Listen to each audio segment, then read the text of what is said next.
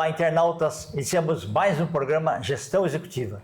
E hoje nós estamos aqui com um profissional que é um grande empreendedor.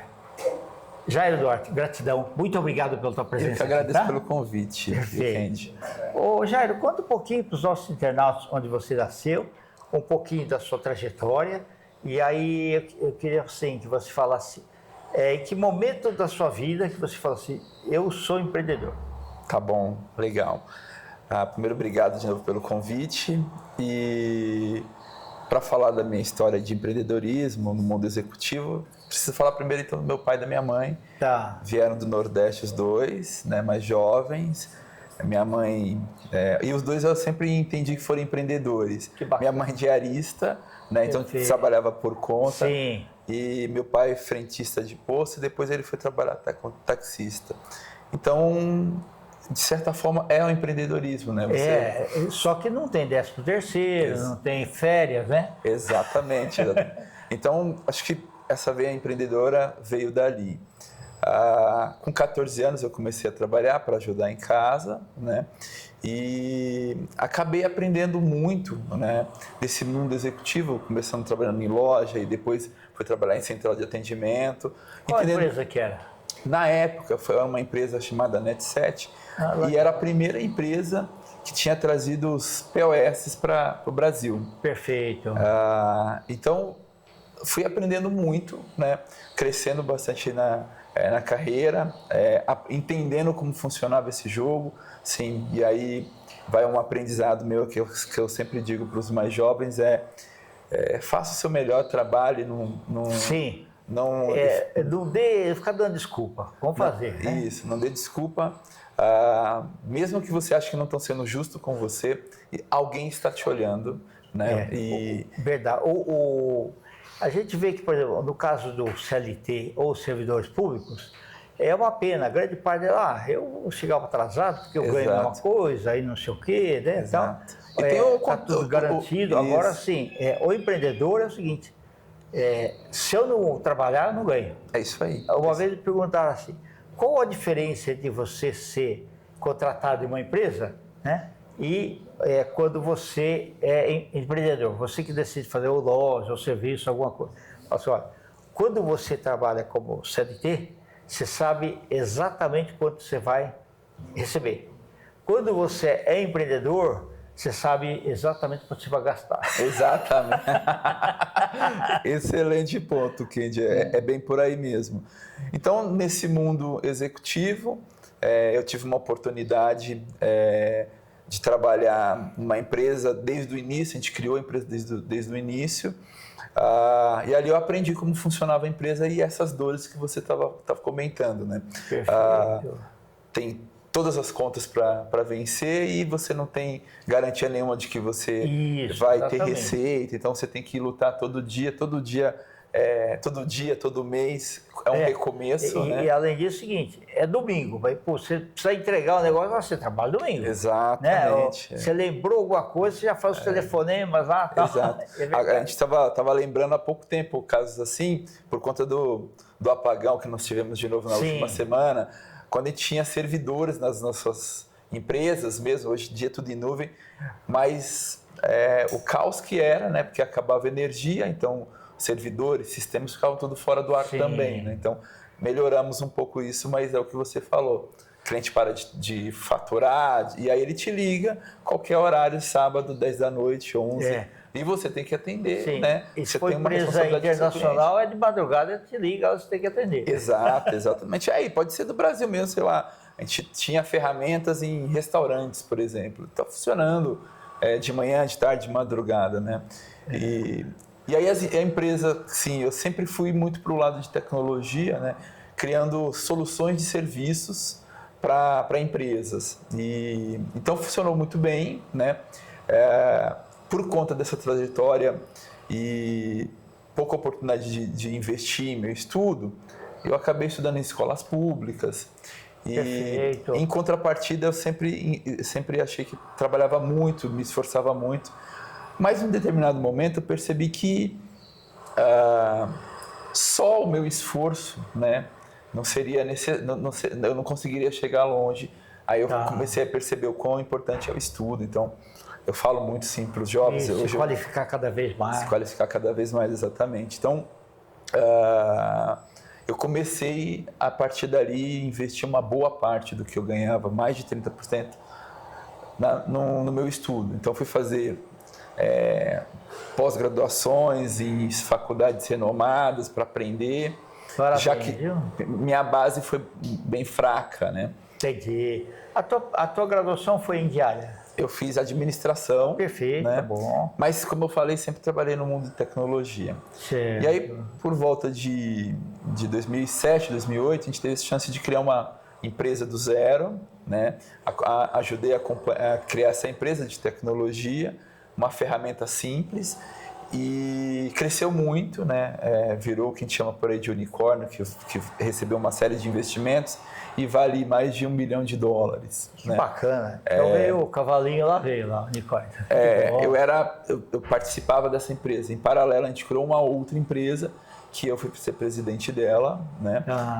Durante 10 anos, no segmento de tecnologia. A gente criou ferramentas para áreas de back-office, né? Sim. E depois também a gente vendeu essa empresa, depois de 10 anos, para uma multinacional. Ô, Jairo, mas eu acho que foi muito importante você ter feito a administração, porque assim, ó, tem muita gente de tecnologia que ele é bom, mas ele às vezes não é bom para vender. Exato. Ele às vezes não conhece as caixinhas lá.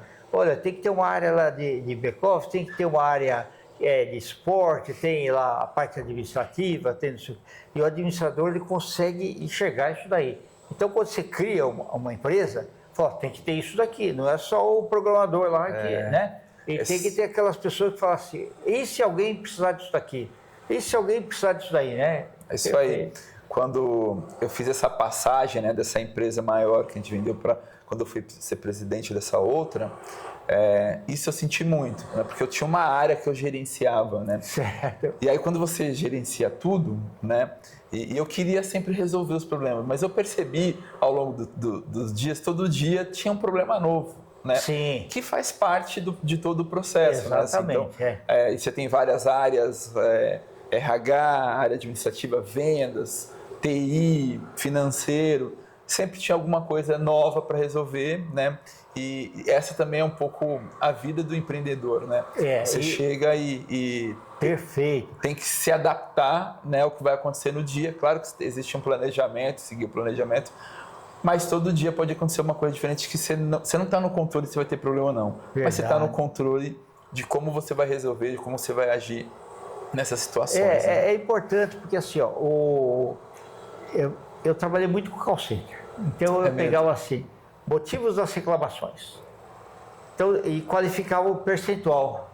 Aí atacava, quando você ataca os maiores problemas, automaticamente muita coisa de baixo você acaba eliminando também. Exato. É bom. Isso aí. E as pessoas não querem escutar desculpa, elas querem resolver. Resolução. Exato. Não adianta, quanto né? mais rápido possível. Eu sempre dizia assim, eu sei que todo mundo vai ter uma história triste para contar, né? Mas o cliente ele quer resolver, né? Ele quer continuar o processo dele, né? Ele também é impactado pelas coisas que a gente vai fazendo. E atualmente a gente tem uma das empresas que chama Celocars, que a gente criou um... Como é que saiu o nome da empresa? Foi um brainstorm assim ou alguém foi chutando os nomes? O nome está ligado muito ao que a gente faz, né? A empresa Celocars é no segmento de celular, ou não? Selo de selar alguma coisa. De selar alguma coisa, tá perfeito. Chancelar. Então a gente tem um produto, né, que chama proteção mecânica e elétrica, e para todo mundo que vai comprar um carro seminovo, a gente fala que existe uma pré-desconfiança no mercado. Qual o histórico documental desse carro, o histórico da estrutura desse carro, o histórico mecânico e elétrico desse carro. Então, quem gosta de comprar carros seminovos... É quase um raio-x, assim. Exato. Então, a gente percebeu essa lacuna no mercado, né, que há uma desconfiança. Então, a gente criou um modelo de avaliação do carro, da parte mecânica e elétrica. Então, quem vai precisar comprar um carro hoje seminovo, se tiver lá o selo da Celocars, tem uma chancela de que o carro está em bom estado, a parte mecânica e elétrica. E a gente sabe que ainda hoje é um pouco desestruturado quando a pessoa vai comprar um carro, ela chama um amigo, vizinho, um mecânico Sim. para olhar aquele carro, mas sempre de uma forma muito Informal. informal e não tem profundidade, né? Então, a gente criou essa estrutura, gera um laudo do carro.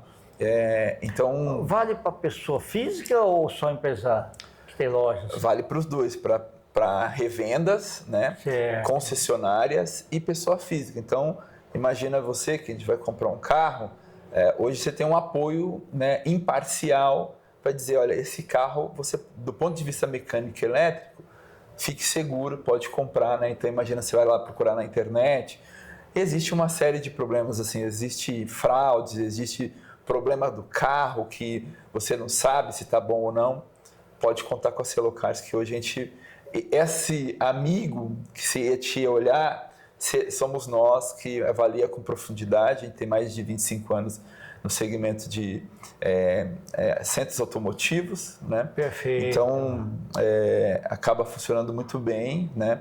E quem vai comprar o carro agora pode comprar com tranquilidade se o carro estiver selado pela Celocars. Perfeito. Não, é bacana. E atualmente o empreendedor continua agindo? Continua agindo. Você fica assim, fazendo o radar das coisas. Eu adoro olhar um processo e entender que ali pode existir um negócio, né? Criar soluções, né? Certo. Eu sempre achei assim, às vezes as pessoas colocam a tecnologia como o primeiro ponto, né?